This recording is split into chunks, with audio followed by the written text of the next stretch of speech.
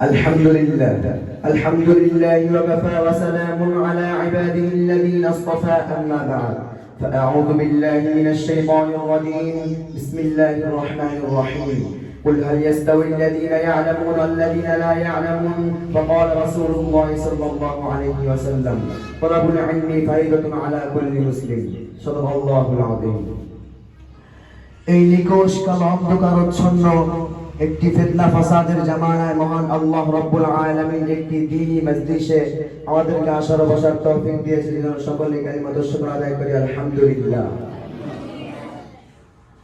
মুহতারাম হাজিরিন, আর আমি মোহাম্মদ সাইম আহমদ সাহেব বাজার দারুস সুফা হিফজুল কুরআন কারেক্ট মাদ্রাসার হিফজ বিভাগের ছাত্র। আজ আমি আপনাদের সামনে মাদ্রাসা শিক্ষা গুরুত্ব সম্পর্কে কিছু কথা বলবো ইনশাআল্লাহ। মুহতারাম হাজিরিন, মানুষ সভ্যতার বয়স যতদিন শিক্ষার বয়স ততদিন। যেমন আল্লাহ তাআলা পবিত্র কোরআনে ইরশাদ করেন, আমি আদমকে সবকিছুর নাম শিক্ষা দিয়েছি।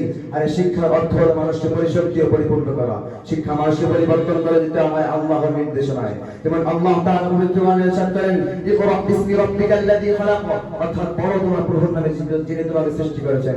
মুহতারাম হাজিরিন, এর থেকে বোঝা যায় আল্লাহ তাআলার কাছে গ্রহণযোগ্য শিক্ষা হচ্ছে ইসলামী শিক্ষা। তার প্রধান কেন্দ্র হচ্ছে ওই মাদ্রাসা। কারণ তারা আল্লাহ তাআলা রাসূল সাল্লাল্লাহু আলাইহি ওয়াসাল্লামের শিক্ষায় শিক্ষিত। রাসূল সাল্লাল্লাহু আলাইহি ওয়াসাল্লাম ইরশাদ করেন, তালাবুল ইলমি ফারিদাতুন আলা কুল্লি মুসলিম, অর্থাৎ দ্বীনি ইলম শিক্ষা করা প্রত্যেক মুসলমানের উপর ফরজ। আর এই ধারাবাহিকতায় আমাদের মাদ্রাসায় বাংলা, ইংরেজি, গণিত, বিজ্ঞান, রাষ্ট্রনীতি, সমাজনীতি, কোরআন হাদিস এবং ইসলামী ইতিহাস ঐতিহ্য শিক্ষা দিয়ে মানুষকে জ্ঞানের পূর্ণতা দিয়ে থাকেন। মুহতারাম হাজিরিন, সকল শিক্ষার সমন্বয়ে একটি জাতি, আদর্শ রাষ্ট্র, সুস্থ সমাজ ব্যবস্থা গঠন করতে পারে।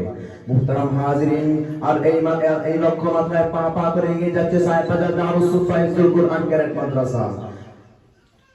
মুহতারাম হাজিরিন, এই বলে আজ আমার বক্তব্যের আমাদের মাদ্রাসার জন্য, আমাদের মাদ্রাসার শিক্ষকদের জন্য দোয়া দরখাস্ত রেখে আজ আমার বক্তব্যের ইতি টানছি।